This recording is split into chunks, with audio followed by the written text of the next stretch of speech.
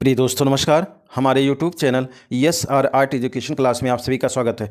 दोस्तों इस चैनल पे TGT, PGT, ELT, GIC, NBS, KBS, DSSB आदि से संबंधित महत्वपूर्ण क्लास को कराया जा रहा है। जो आर्ट से संबंधित सारे जो है महत्वपूर्ण परीक्षाओं से संबंधित यहाँ पे क्लास कराया जा रहा है, जो एग्जाम के दृष्टिकोण से बहुत ही महत्वपूर्ण है। तो इसके पहले कि हमारा क्लास जो था जैन शैली से संबंधित, पाल शैली से संबंधित था। आज का जो क्लास है जैन शैली से संबंधित है, जिसे अपभ्रंश शैली के नाम से भी जाना जाता है और इसे पश्चिमी शैली भी कहा गया है, जिसका समय 1100 से लेकर जो है 1500 ईस्वी तक माना गया है। आज का हमारा पहला प्रश्न है, जैन चित्रकला कहलाती है। तो जैन चित्रकला को जो कहा गया है वो लघु चित्रकला के नाम से जाना जाता है, लघु चित्र के नाम से जाना जाता है।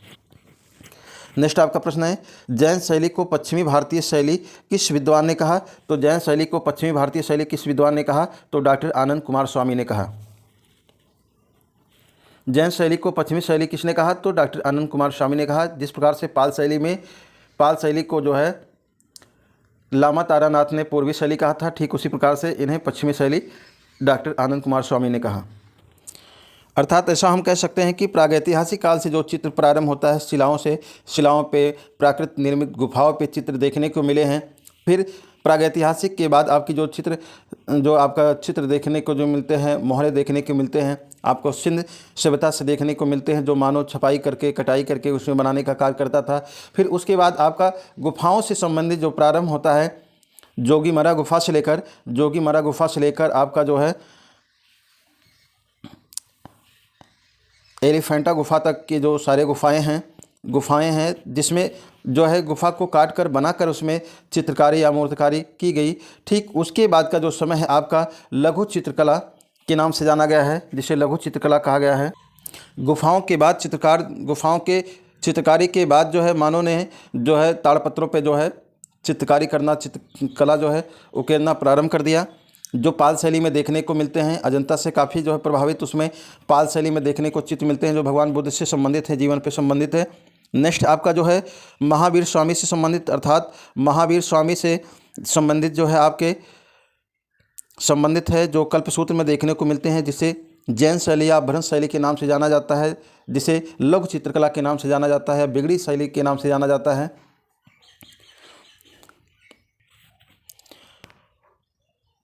लघु चित्रकला में आपके जो है पूर्वी शैली में पाल शैली है, जो आपके ताड़पत्र पे जो है जिस पे कार्य मिलते हैं, और जो आपका पश्चिमी शैली जो आपका है, जिसे माना गया है पश्चिमी शैली। तो पश्चिमी शैली में आपका जो कार्य हुए हैं वो कागज़ पे देखने को प्राप्त होते हैं, जो अपभ्रंश शैली के नाम से जाना जाता है, जैन शैली के नाम से जाना जाता है। नेक्स्ट आपका है, अपभ्रंश शैली का नाम किसने दिया। तो अपभ्रंश शैली का जो नाम दिया है वो राय कृष्णदास ने दिया है। नेक्स्ट आपका प्रश्न है, अपभ्रंश शैली के अंग प्रत्यंग बने हैं, अर्थात अपभ्रंश शैली में जो चित्रण बने हैं अंग प्रत्यंग हैं, अर्थात जो है बिखरी हुई शैली के रूप में देखने को मिलते हैं, अर्थात स्थिर व जकड़े हुए दिखाई देते हैं चित्र। नेक्स्ट आपका प्रश्न है, भारत में सचित्र पुस्तकें सर्वप्रथम किस माध्यम पर बने हैं। तो भारत में सबसे पहले जो पुस्तकें सचित्र बने हैं किस माध्यम पर बने हैं। तो आपके कागज़ पर बने हैं। कागज़ जो 14वीं शताब्दी या 14वीं जो है शताब्दी में इसका जो है खोज हुआ, आविष्कार हुआ कागज़ का, जिस पे जो है देखने को मिलते हैं। जैन शैली के प्रथम जो स्थापक थे, प्रथम जो तीर्थकार थे आपके जो है ऋषभदेव थे, और 24वें जो तीर्थकार थे वो आपके महावीर स्वामी थे। तो मित्रों जैन लघु चित्र का जो मुख्य विषय है वो तीर्थकार है और उनकी जीवनी है। नेक्स्ट आपका प्रश्न है, जैन चित्रकला भारत के किस क्षेत्र में फैली, अर्थात जैन चित्रकला भारत के किस क्षेत्र में फैली। तो पश्चिमी भाग में फैली। नेक्स्ट आपका है, अपभ्रंश चित्रकला का विषय क्या है। तो अपभ्रंश चित्रकला का जो विषय है वो जैन शैली है या जैन है। इसी क्रम में नेक्स्ट हमारा प्रश्न है, कल्पसूत्र का सर्वप्रथम चित्रण किस शैली में हुआ है। तो कल्पसूत्र का सर्वप्रथम जो चित्रण हुआ है किस शैली में हुआ है। तो जैन शैली में हुआ है। कल्पसूत्र का जो है सर्वप्रथम चित्रण किस शैली में हुआ। तो जैन शैली में। कल्पसूत्र किसकी रचना है। तो मित्रों आपका जो है ग्रंथ कल्पसूत्र ग्रंथ है। कल्पसूत्र किसकी रचना है। तो भाद्रबाहु की रचना है। आपका नेक्स्ट प्रश्न है, परली आँख किस शैली के चित्रों की विशेषता है। तो परली आँख, जो परवल के समान जो आँख दिखाए गए हैं, बनाए गए हैं, वो किस शैली की विशेषता है? तो अपभ्रंश शैली की विशेषता है। इसी क्रम में नेक्स्ट आपका है सवाच्यस में चेहरे। सवाच्यस में चेहरे, चेहरे के बाहर निकली हुई बड़ी बड़ी आंखें इत्यादि किस शैली की विशेषता है? तो जैन शैली की विशेषता है। किस शैली की विशेषता है? तो जैन शैली की विशेषता है। नेक्स्ट आपका है खिलौने की तरह पशु पक्षियों का अंकन या अलंकरण किस शैली में हुआ है? तो खिलौने की तरह पशु पक्षियों का अलंकरण किस शैली में देखने को मिलता है, हुआ है? तो अपभ्रंश शैली में हुआ है। अर्थात इसमें जो चित्र बनाए गए हैं पशु पक्षियों के जो अलंकृत हैं, इतने बिगड़े हुए हैं कि जैसे वो खिलौने के समान देखने को मिलते हैं। अर्थात रूप नहीं दिखते हैं, रियलिटी नहीं दिखते हैं, अर्थात उसमें अनुपात गलत होने के कारण जो है वो खिलौने की भांति दिखते हैं, जिसके कारण उसे अपभ्रंश शैली कहा गया है। नेक्स्ट आपका है जैन धर्म के अनेक तीर्थकार। जैन धर्म के अनेक तीर्थंकर किस सचित पुस्तक में चित्रित हैं? तो कालकाचार कथा। अर्थात कालकाचार कथा में जितने भी सारे जो है जैन धर्म के तीर्थकार हैं, सारे सचित पुस्तक चित्रित हैं कालकाचार कथा में। इसी क्रम में नेक्स्ट प्रश्न है मित्रों, जैन चित्र सर्वप्रथम कागज पर बने हैं। तो जैन चित्र कहाँ पे बने हैं? सर्वप्रथम कागज पे बने हैं। कब बने हैं? 12वीं शताब्दी में। 12वीं शताब्दी में बने हैं। तो जिसे ध्यानालोक अर्थात 1156 से लेकर 66 ईस्वी तक के जो है नामक जो बताए गए हैं, वो बताए गए हैं, नामक ग्रंथ बताए गए हैं, ध्यानालोक।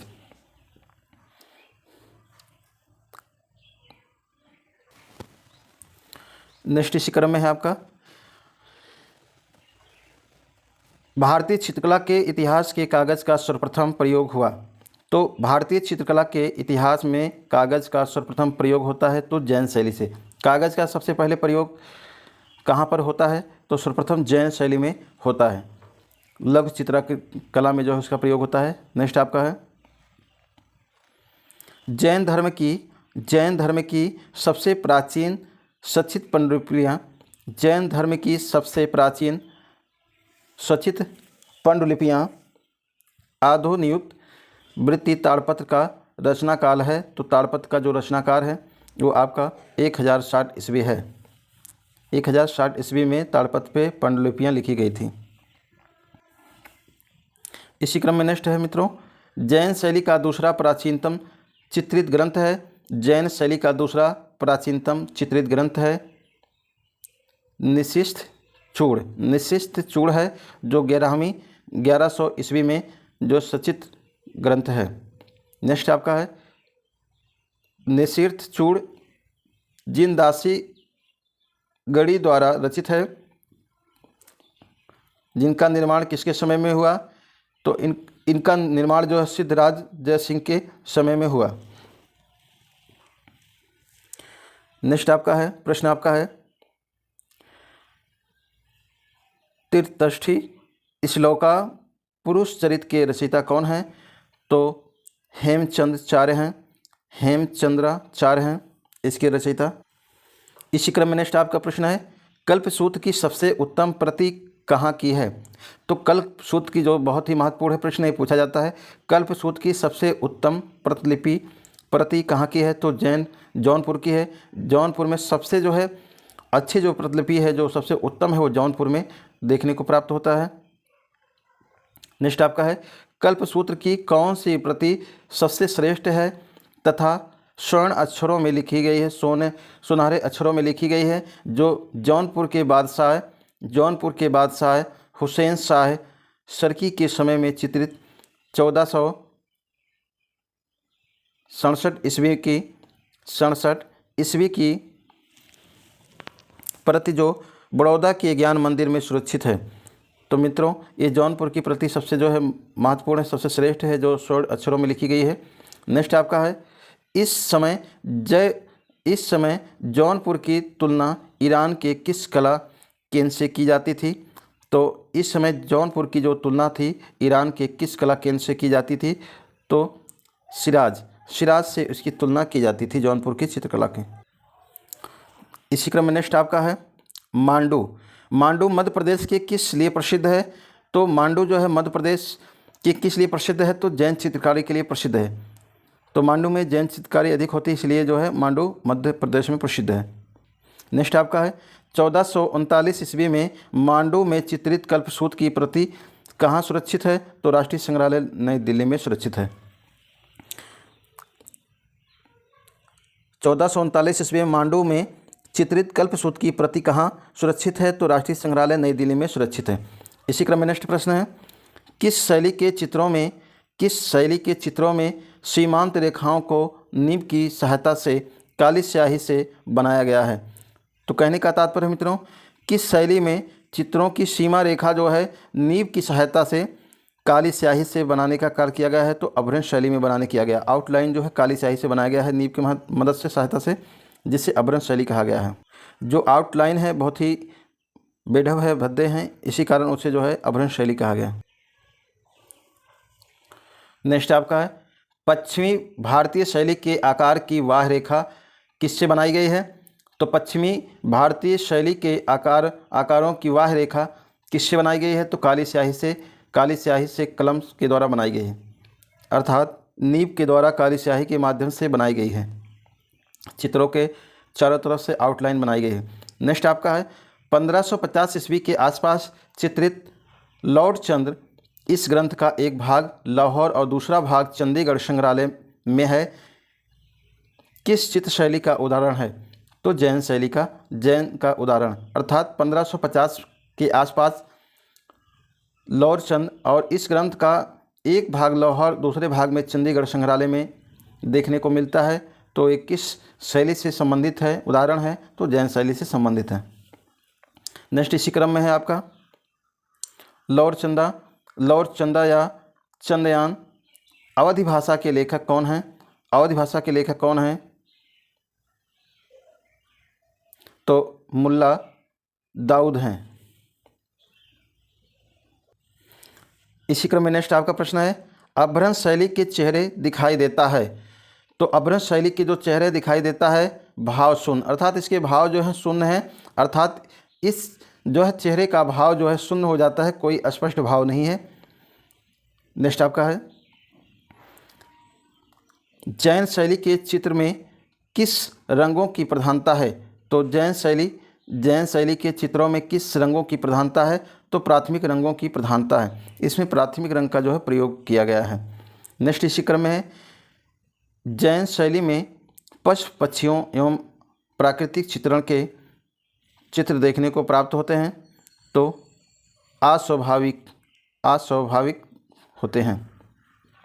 नेक्स्ट आपका प्रश्न है पटचित्रों के निर्माण में किस शैली को अपनाया गया? तो पटचित्रों के निर्माण में किस शैली को अपनाया गया? तो गौड़ शैली को अपनाया गया, अर्थात पटचित्र कहने का तात्पर्य है जो पटचित्र होते हैं, अर्थात जो मुख्य चित्र होता है, मुख्य चित्र के आसपास जो चित्र बनाए जाते हैं उसे पटचित्र कहा जाता है या गौड़ शैली कहा जाता है। इसी क्रम में है बसंत विलास के चित्र कहाँ पाए जाते हैं? तो बसंत विलास के चित्र जो पाए जाते हैं अहमदाबाद में पाए जाते हैं और गुजरात में पाए जाते हैं। अहमदाबाद गुजरात ये आपका पश्चिमी शैली है, पश्चिम में है। नेक्स्ट आपका है इसी कारण गुजरात व अहमदाबाद में होने के कारण इस शैली का विकास, इसे पश्चिमी शैली कहा गया। नेक्स्ट आपका प्रश्न है कपड़े पर निर्मित उस काव्य कलाकृति का निर्माण बताइए जो श्री मेहता को गुजरात में मिली थी। तो बसंत विलास जो देखने को मिलता है काव्य रचना, ये आपका कपड़े पे देखने को मिलता है। बसंत विलास आचार्य रत्नगिरी द्वारा 1451 ईस्वी में चित्रित किया गया। नेक्स्ट इसी क्रम में है बसंत विलास संग्रह Freer gallery of art Washington America में कितने चित्र देखने को प्राप्त होते हैं? तो 79 चित्र देखने को प्राप्त होते हैं। इसी क्रम में नेक्स्ट है ऋतु एवं 12 मासा का सर्वप्रथम अंकन किस चित्रित प्राचीन पट्टिका में मिलता है? तो बसंत विलास में मिलता है, अर्थात ऋतु एवं 12 मासा का जो सर्वप्रथम अंकन मिलता है देखने को कहाँ पर मिलता है? पटचित्र पर। तो प्राचीन पट्टिका पे मिलता है जिसे बसंत विलास कहा गया है। नेक्स्ट आपका है जैन शैली से प्राप्त चौर पंचाशिका के चित्रों में क्या चित्रित है? तो जैन शैली से जो संबंधित जो प्राप्त है चौर पंचाशिका जो चित्र है वो किस शैली में संबंधित है, चित्रित है? बिल्हड़ एवं चंपावती की प्रणाली। नेक्स्ट आपका है चौर पंचाशिका किसके द्वारा लिखा गया? तो चौर पंचाशिका जो लिखा गया बिल्हड़ के द्वारा लिखा गया, ये आपका बहुत ही महत्वपूर्ण है। जैन शैली को अभ्रंश शैली का नाम किस विद्वान ने दिया? तो जैन शैली को अभ्रंश शैली का जो नाम दिया स्वर्गीय जो है राकेश दास ने दिया, ये भी बहुत महत्वपूर्ण है। इसी क्रम में नेक्स्ट आपका प्रश्न है जैन शैली का आरंभ एवं विकास हुआ। तो 1100 ईस्वी से लेकर 1500 ईस्वी तक के बीच में जैन शैली का विकास हुआ। नेक्स्ट आपका है जैन शैली की खोज किसने की? तो जैन शैली की खोज किसने की? डॉक्टर आनंद कुमार स्वामी ने किया जैन शैली का खोज। नेक्स्ट है सन 1924 ईस्वी में वर्लियन म्यूजियम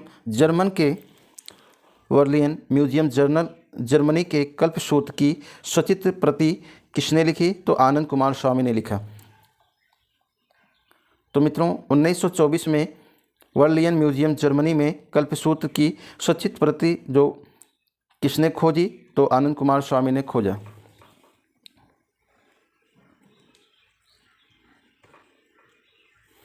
इसी क्रम में नेक्स्ट आपका प्रश्न है गीत गोविंद और कल्पसूत्र किस धर्म की सचित्र रचना है?